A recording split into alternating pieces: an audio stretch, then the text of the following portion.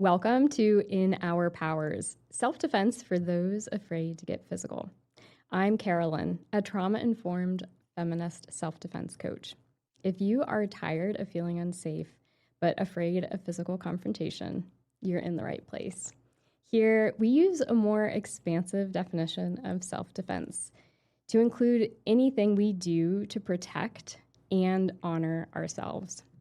Here, we practice stepping into our powers, standing in our powers together to be able to find true safety within.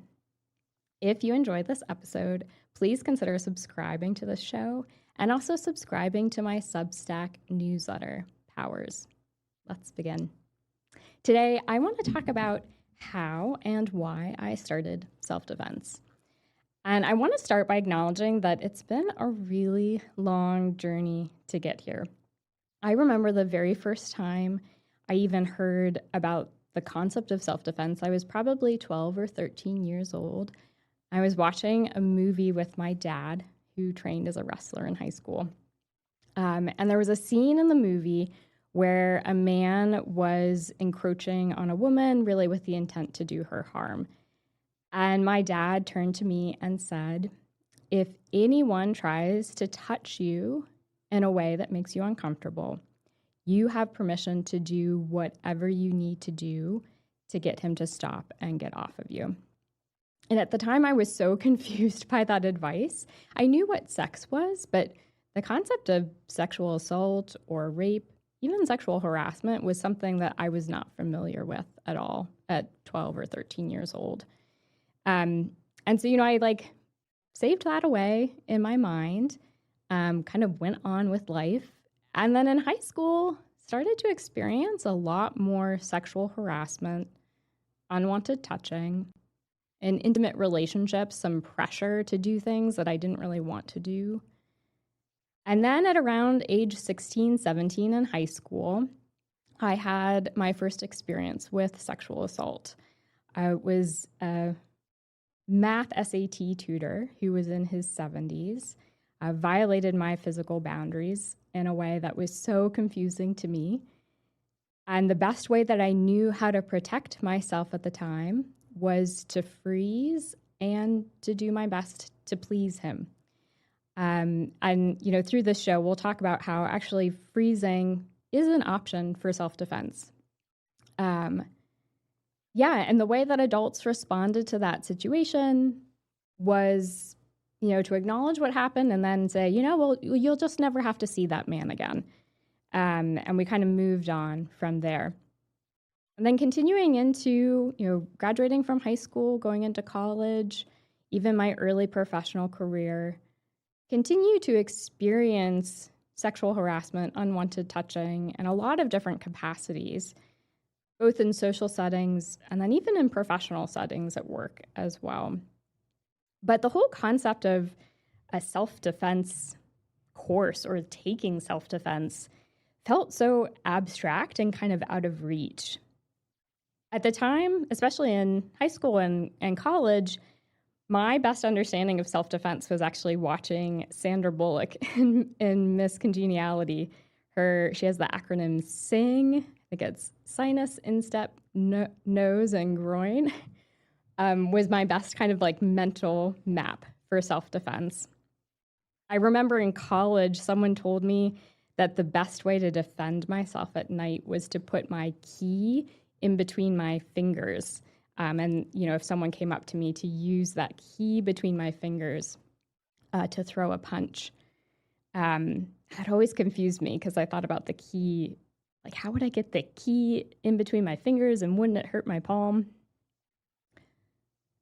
From there, I remember in college participating in, I think it was an hour-long self-defense workshop as a part of my sorority.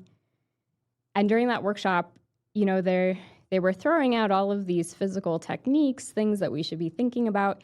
And I walked away from it. The only thing I remembered was that my elbows were sharp. And so, moving through college and in my early professional career, my best strategy was to, use my key between my fingers and then maybe try to claw at someone with my elbow. Not very effective, not very well informed. But yeah, it was like the best tools that I had been handed at the time. And it's interesting reflecting back on it now, why it took me so much time to really get curious about self-defense or start self-defense. I think there's a couple of different dimensions to it. The first is that I think I had this belief that even though I had been sexually assaulted once already, and I knew a lot of people in my life who had experienced either sexual assault or rape, I really wanted to hold on to this belief that it wasn't going to happen to me again, or that it wouldn't happen to me. And so I think that's something that I kind of like reassured myself, like, oh, I'm in safe context. That's not going to happen to me.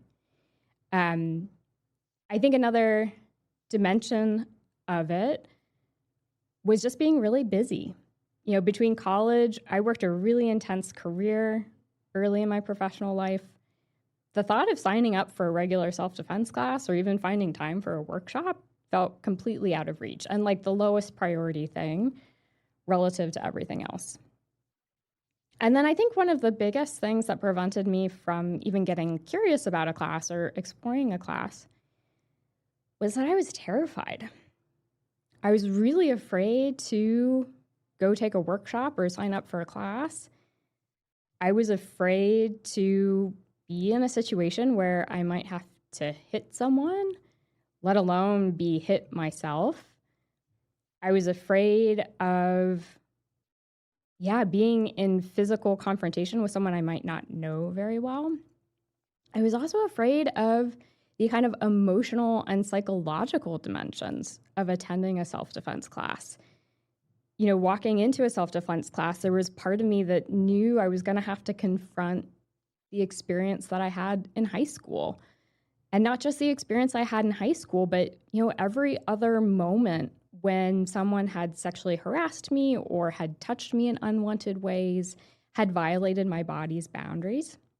Signing up for that self-defense class was going to be the moment when I really needed or was going to be asked to confront all of that, which is terrifying.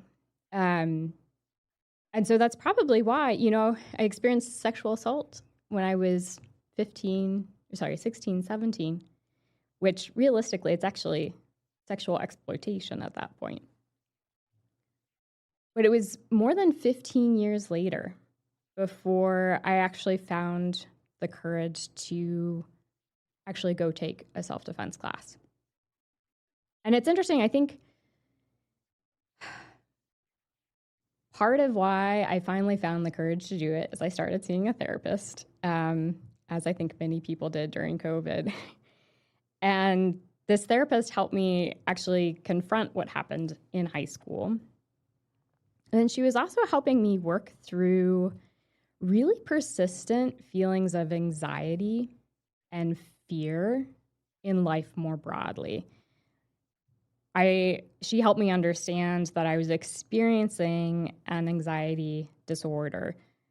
But that kind of fear, anxiety persisted everything I was experiencing in life. And, around the same time, actually, before I go into that next part, one thing that my therapist told me at the time that I found really helpful and powerful is she suggested when I was in that place of anxiety or fear to move through it and reconnect with my power. And that could be physical power. It could be really any dimension of power. It could be the power in my voice. It could be the power in my creativity. It could be my power in community, in the relationships that I have. And so she was coaching me really anytime I was in that place of anxiety or fear to move through it into a place where I was reconnecting with my power. And so it's interesting. Around the same time, I happened to rewatch one of my favorite movies from childhood. The movie is Ever After with Drew Barrymore. It's kind of a more modern progressive telling of Cinderella. And Drew Barrymore plays this character, Daniel de Barbarac, who is a total like badass Cinderella character. She disguises as a courtier to free a slave. She speaks truth to the prince, criticizes his leadership to his face. She actually defends the prince against bandits in the woods. And there's a scene in the movie when an older man, probably similar to the age of my math SAT tutor, sexually assaults her, violates her physical boundaries. And she responds with such incredible fierceness. She uses her voice first to set a really clear boundary around her body. And then when it's not respected and violated, she pulls out a sword and slashes the man across his face. And I, remember sitting there, as I'm processing this sexual assault experience from high school, trying to move through all this fear and anxiety, seeing this character who I had loved and admired when I was a kid, and just being in awe of her power and, badassery, really, in a lot of ways. And I remember watching the credits roll on that movie and deciding that it was time. I was ready. I wanted to be able to use my voice to set boundaries like that. I wanted to be able to metaphorically wield that sword and be able to fight back if and when I needed to, instead of slipping into a place of freezing and pleasing in the way I had in that initial experience with sexual assault, but then in so many other dimensions of my life as well. And so that was really the start of me pursuing self-defense in a more intentional way. And it's interesting. I'll talk a little bit about how I got started. From that moment of realizing I was really motivated to take a class, I got in touch with a friend who had been training in self-defense for over 16 years. And this friend is very different from me. I'm 5'3". He's over 6 foot tall. He had been training in self-defense, for over 16 years. Even bragged about, melon-sized bruises and moments when he had gotten concussions, that sort of thing. But he was my best resource to go to know, where do I even start when it comes to this self-defense stuff? Where do I find a class? Because there's so many different resources and options out there. Where do you even begin? And so he recommended a fighter's gym based locally here in Pittsburgh. It's Wright's Gym, founded by a former law enforcement officer, Dave Wright. And it teaches all sorts of different martial arts classes and self-defense tools. The different classes that they offer are Krav Maga, Muay Thai, Jiu-Jitsu, boxing. There's a whole kind of breadth of resources there. And my friend recommended that I start with Krav Maga because it was designed specifically for real-world context. Krav Maga kind of takes tools from all sorts of different martial arts forms, focuses on the ones that are most practical and intuitive when you're in a real life-threatening situation to respond. Just looking at the website, I was freaking out a little bit. And I remember I was texting back and forth with this friend, and he was like, it would probably be good to buy a pair of hand wraps. And there are hand wraps that come with gel in them, so they're really easy to put on and use. And I looked at his text message, and I was like, oh my goodness, hand wraps. I don't know what I've gotten myself into. I think maybe in my mind, I thought I could take a self-defense class and it wasn't going to involve punching anything. I think that's probably what I hoped.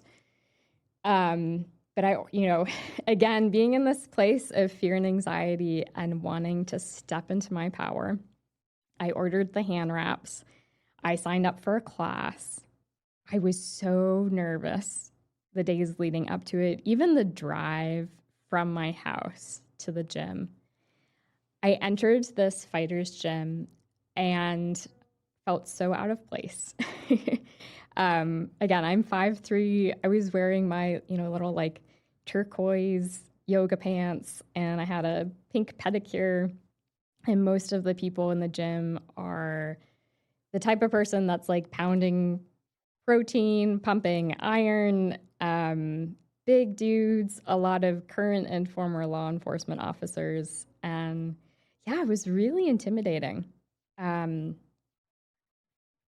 not every self-defense class or self-defense workshop is hosted in the same context. This was just my personal experience that I'm sharing with you.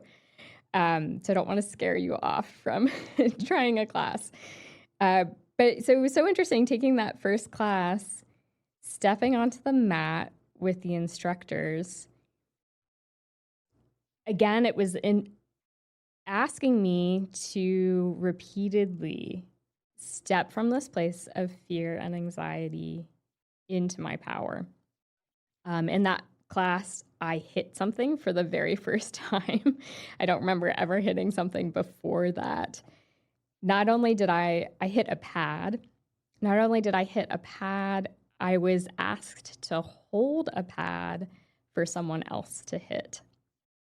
I learned how to kick effectively if I were ever to need to kick someone in the groin. It kind of just felt like diving right into the deep end in terms of like, okay, here we go. This is what different strikes look like. This is how you use your arms and your legs to fight back in a real physical sense. And it was amazing. I think my body was probably in a state of fight or flight mode for most of that first class. And it wasn't until I stepped outside of the gym, and it had gotten dark at that point.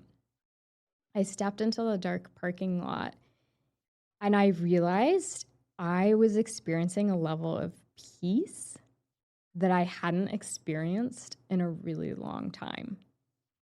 And I think part of why that is that there is a huge emotional release when we step into our physical power. Even just the bilateral movement of throwing punches can be an emotional release of fear, anxiety, anger in our body in a really powerful way. And so I think that was really at play. Stepping out of that gym, I knew I had a lot to learn. I knew it was just the first step on a long journey. But I also knew, having seen other people in the class, and there were a couple of other women in the class too, seeing their power, their ability to step into their body's power, I think I realized that I had it in me to do the same. And then, walking through that dark parking lot to get to my car, I think there was also this like psychological shift that happened. For the first time, I realized that I had the capacity to shift out of a place of freezing and pleasing into a place of fighting back if I needed to. It was like I was like adding another tool to my toolbox to be able to respond to situations. And a new tool that I didn't quite know how to use in a sophisticated way yet. But knowing that tool was even an option and like psychologically shifting to know that it was an option felt really powerful. And so from that first class, I really felt hooked. I was hooked to that feeling of being in a powerful place in my body again and kind of expanding my toolkit. And even just feeling more confident and more powerful moving through the world. And so from that point of starting self-defense, I've been on a long journey since then. That was back in 2022 when I started practicing physical self-defense in a more intentional way. And so now it's been 3.5, almost 4 years.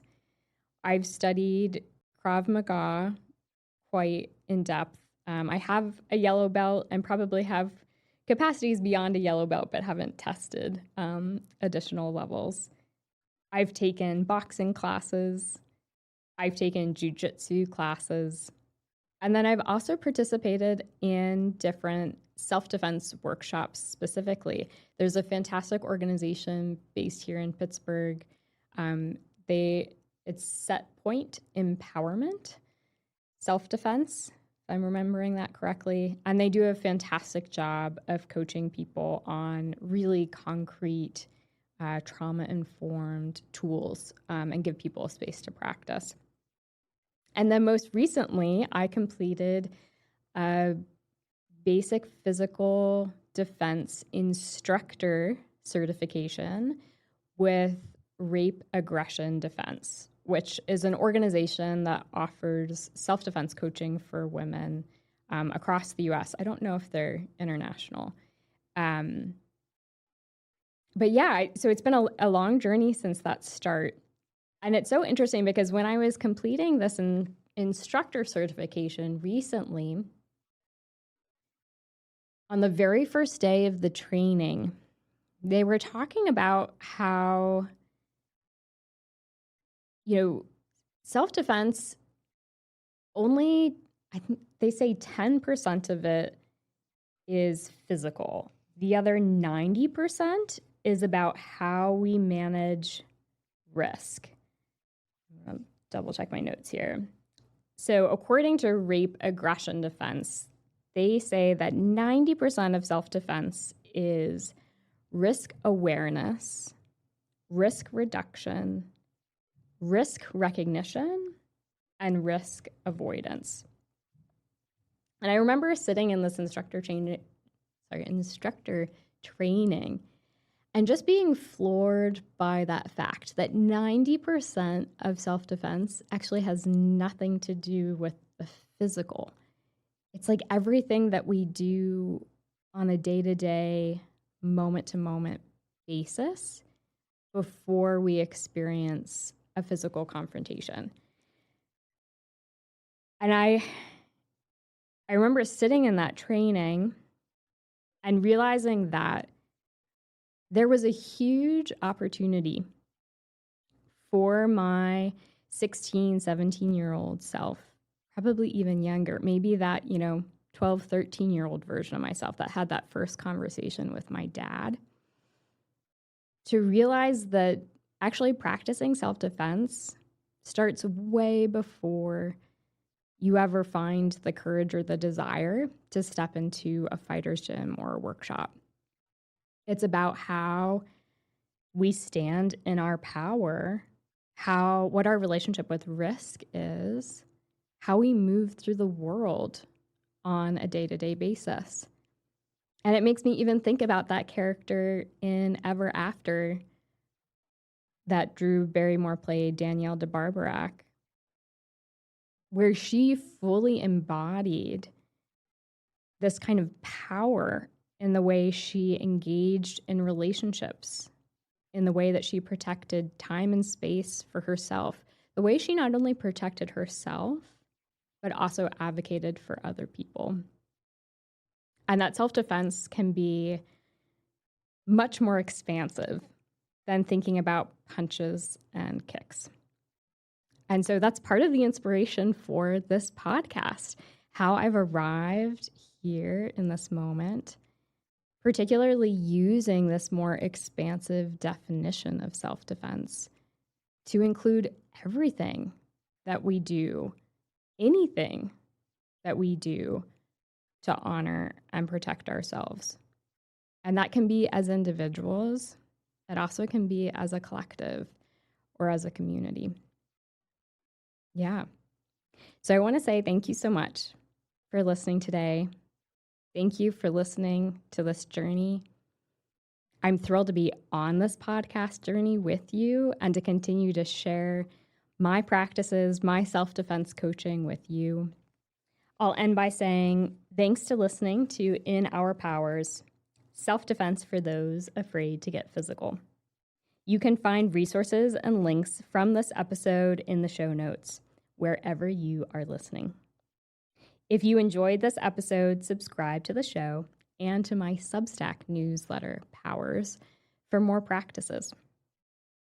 Let's move through fear and stand in our powers together.